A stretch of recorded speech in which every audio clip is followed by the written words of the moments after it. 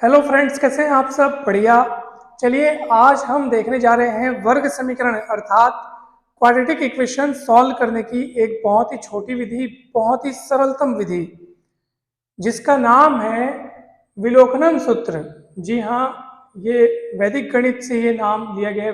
वैदिक गणित का आज हम सूत्र देखने वाले हैं और इस सूत्र की मदद से आप ये जो इक्वेशंस हैं आप इनको बहुत ही कम समय में सॉल्व कर पाएंगे।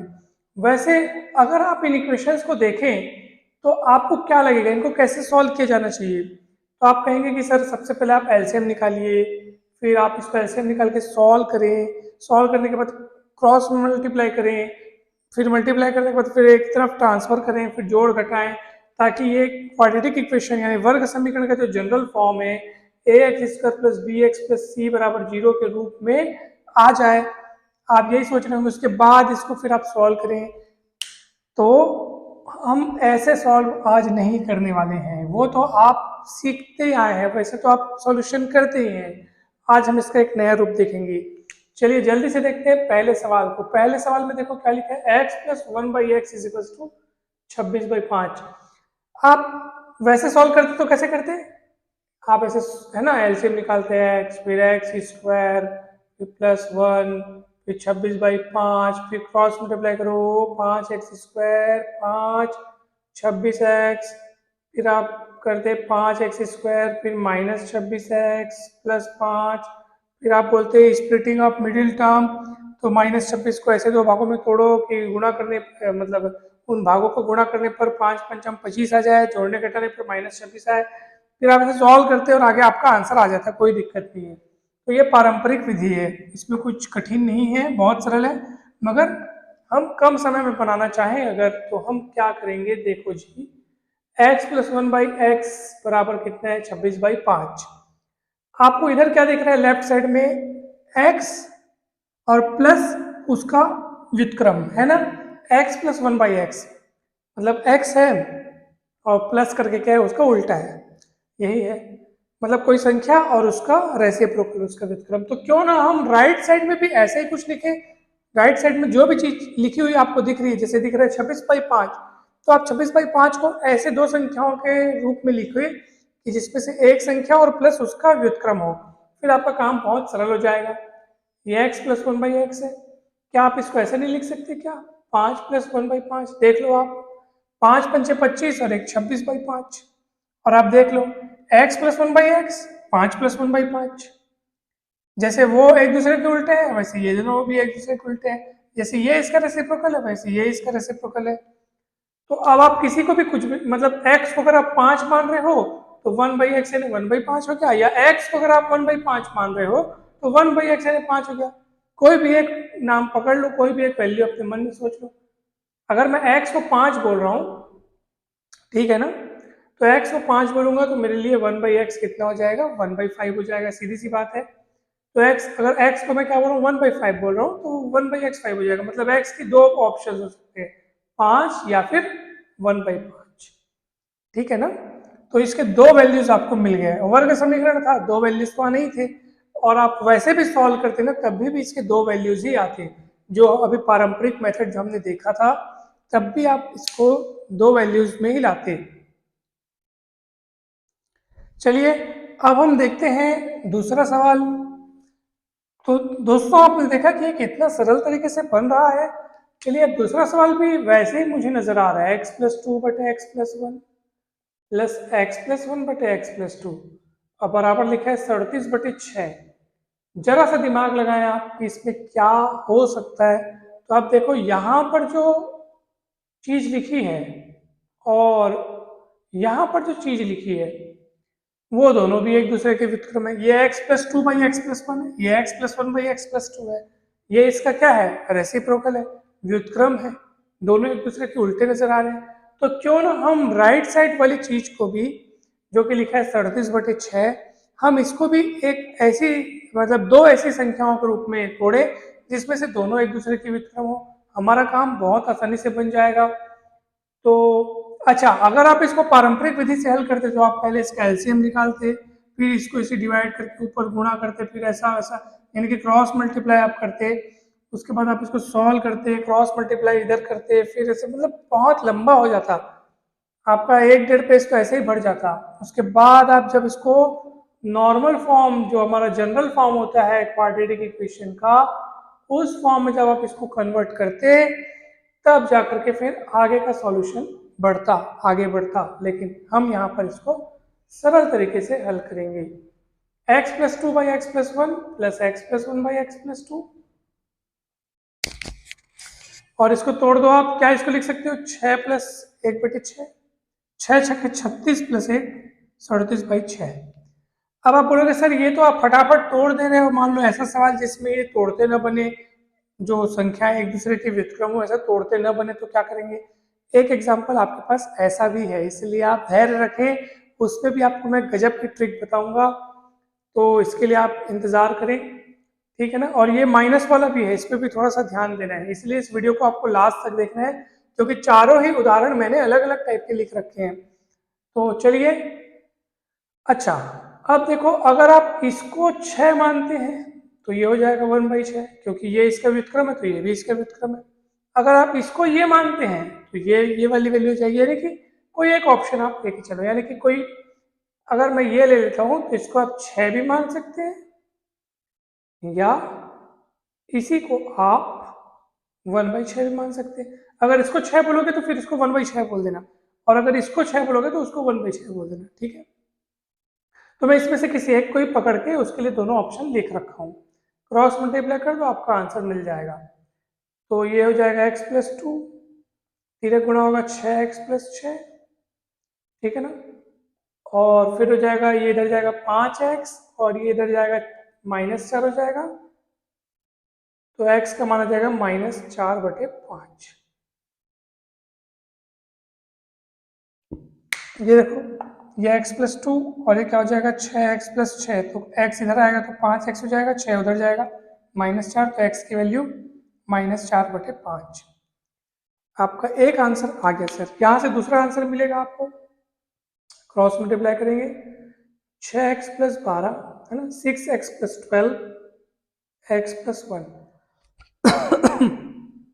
इधर जाएगा तो 5x हो जाएगा, एक x इधर जाके घट के बाहर इधर आएगा तो -11 होगा, तो x की वैल्यू -11/5।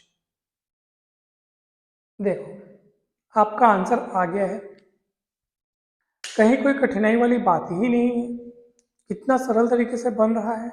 दो आंसर आने थे, है ना भाई, वर्ग समीकरण है ना, मतलब आपके x के कितने मान आएंगे, 2 मान आएंगे, दोनों मान आ चुके हैं, कठिन कहीं नहीं है, सब जगह सरल ही सरल है, आप देख लें आपसे बन जाएगा। चलिए अब तीसरा देखते हैं। अब तीसरा सवाल देखो आप,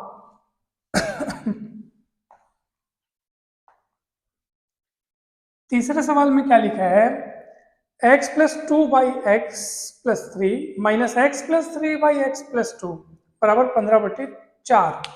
अच्छा यहाँ में फर्क बस यही है, यहाँ प्लस है यहाँ माइनस है, बाकी देखो यहाँ प्लस है यहाँ माइनस है, भले ये सब चीज बदल गई है, लेकिन अभी भी ये जो लिखा है वो इसका व्युत्क्रम है। यहाँ 2 1 1 2 था, यहाँ 2 3 3 2 है, और बीच में माइनस लग गया है, बीच में लग गया है माइनस, ये 15/4, ठीक है ना।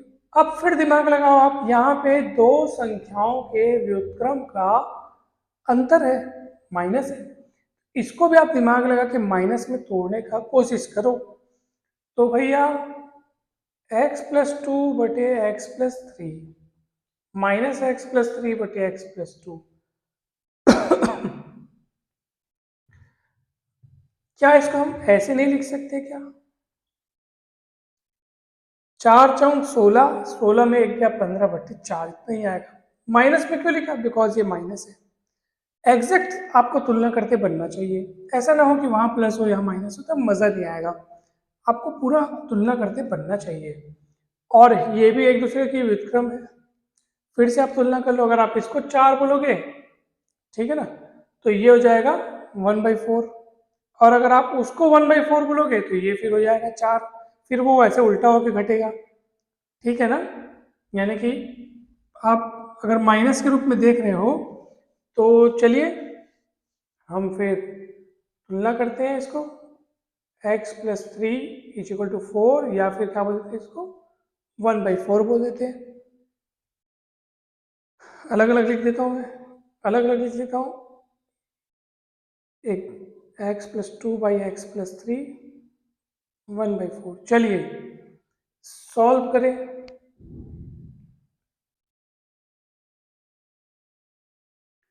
तो सॉल्व करने से क्या होगा, ये हो जाएगा x प्लस 2, 4x प्लस 4×3 12 हो जाएगा, और x देगा तो 3x, 3x, और ये हो जाएगा -10, तो x का मान आएगा -10/3।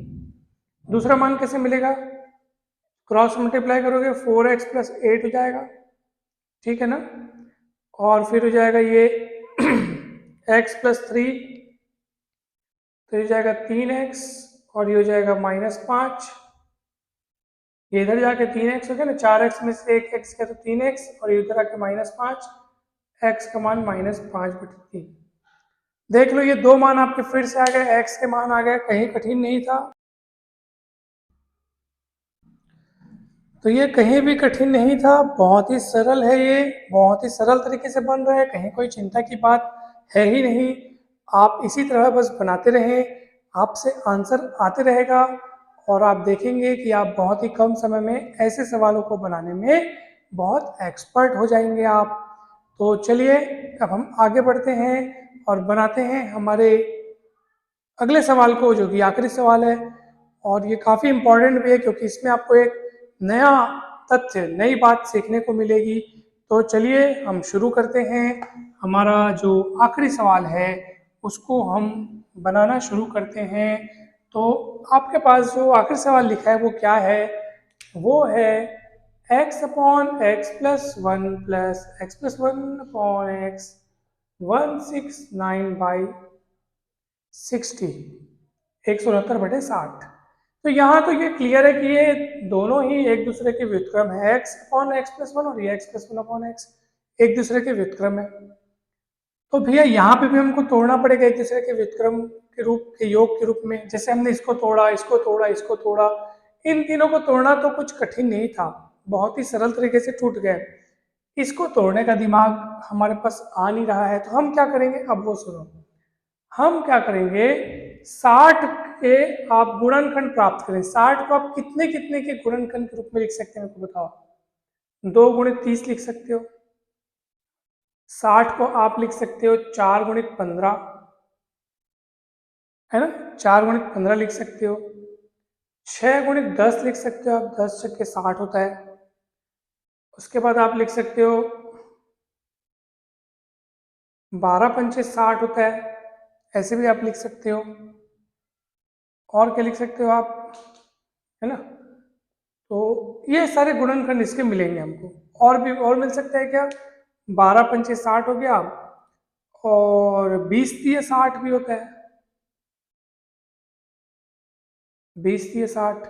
हम लोग को ऐसे पहले क्रम से लिखना चाहिए, क्रम से मतलब कि ये देखो ऐसे 2 × 30, फिर इसको बढ़ाते जाओ, ये कम होते जाएगा, 2 × 30, 3 × 20, 4 × 15, 5 × 12, 6 × 10, है ना, ये बढ़ते जा रहा है, कम होते जाएगा। क्यों, क्योंकि हमको एक यहाँ पे जो चीज चेक करनी है ना, वो क्रमशः हमको चेक करनी होगी, वैसे ही मिलेगा हमको। तो आप देखो, मैं इसको मिटा देता हूँ। 60 के ये सभी गुणनखंड है। अब इन गुणनखंडों में से मेरे को ऐसा गुणनखंड चुनना है जिनके वर्गों का योग 169 हो, जिनके वर्गों का योग क्या हो, 169 हो। जैसे कि आप इनके वर्गों का योग करें, 2 का वर्ग धन 30 का वर्ग, क्या आ रहा है 169? नहीं आएगा। ये तो 30 का वर्ग यही 900 हो गया, 904 आएगा ये। इसके वर्गों का योग करो, 20 का वर्ग कितना होता है, 400, और इसका 9, ठीक है, तो ये 409 हो जाएगा। ये 904, ये 409, कितना गजब है, 904, 409, हमको चाहिए 169। चलिए आगे बढ़ते हैं। 15 का वर्ग प्लस 4 का वर्ग जोड़ के देखो 169 आ रहा है, नहीं आएगा। 15 का वर्ग 225 हो जाएगा, और 4 का वर्ग हो जाएगा 16, तो 225 और 16 241 हो जाएगा। तो यहीं से बड़ा हो गया, पर 15 का वर्ग करने से पता चल गया था कि एक 6 9 से भी बड़ा मिल रहा है। इसको देखो आप, 5 का वर्ग प्लस 12 का वर्ग कितना आएगा, 15, 5 पंचम 25 और 12 का वर्ग 1 4 4, टोटल कितना रहा 1 6 9। देखो ये वाला जोड़ी पकड़ा गया, ये वाली जोड़ी में आ रहा है आपका दोनों के वर्गों का योग 1 6 9 हो रहा है, मतलब हमारा इसी से काम बनेगा। अच्छा अगले वाले में भी देखो आप, 6 का वर्ग 36, 100 और 10 मतलब 10 का वर्ग 100, तो 136 होता है, तो ये 1 6 9 से तो कम हो गया। हमको इसको पकड़ना है ना, तो अब आप बोलोगे सर ये कैसे हुआ, मतलब ये काम क्यों किए। तो कौन सी जोड़ी में हमको मिल रहा है, दोनों का गुणा 60 और वर्गों का योग 1 6 9। अब ये सब हम इसलिए चेक कर रहे थे। अब देखो 5 और 12 का जोड़ी मिला ना, कुछ नहीं, एक लिखो 5/12, दूसरा लिखो 12/5, आपका काम हो चुका है। आप एलसीएम निकाल के इसको सॉल्व करोगे, आपको इतना ही आंसर आएगा। एलसीएम निकालोगे 12 पंचे 60, क्रॉस मल्टीप्लाई करोगे 5 हम 25, 12 12 में 44, इतना। और देखो दोनों एक दूसरे के व्युत्क्रम भी हैं, ये दोनों एक दूसरे के व्युत्क्रम भी हैं। तो इस तरीके से आपको तोड़ना है, x upon x plus 1, x plus 1 upon x. फिर आप तुलना कर लो, इसके बराबर या तो ये होगा या तो ये होगा। अगर ये इसके बराबर तो वो उसके बराबर हो जाएगा, और अगर वो उसके बराबर है तो ये इसके बराबर हो जाएगा, सीधी सी बात है। तो मैं एक काम करता हूँ, किसी एक को लिखता हूँ, ठीक है ना, किसी एक को लिखता हूँ और उसके लिए दोनों ऑप्शन तैयार करता हूँ, 5/12 या फिर x अपॉन एक्स प्लस 1, 12/5। चलिए अब क्रॉस मल्टीप्लाई करके आप आंसर ला सकते हैं। यहाँ से एक आंसर आएगा, एक x की एक वैल्यू यहाँ से आपको मिलेगी क्रॉस मल्टीप्लाई करके सॉल्व करने पर, और x की दूसरी वैल्यू आपको यहाँ से मिलेगी। और ये आपका होमवर्क है, आप सभी इसको सॉल्व करें और कमेंट करके मुझे आंसर बताएं कि x की दोनों वैल्यूज आपसे कितनी कितनी आ रही हैं।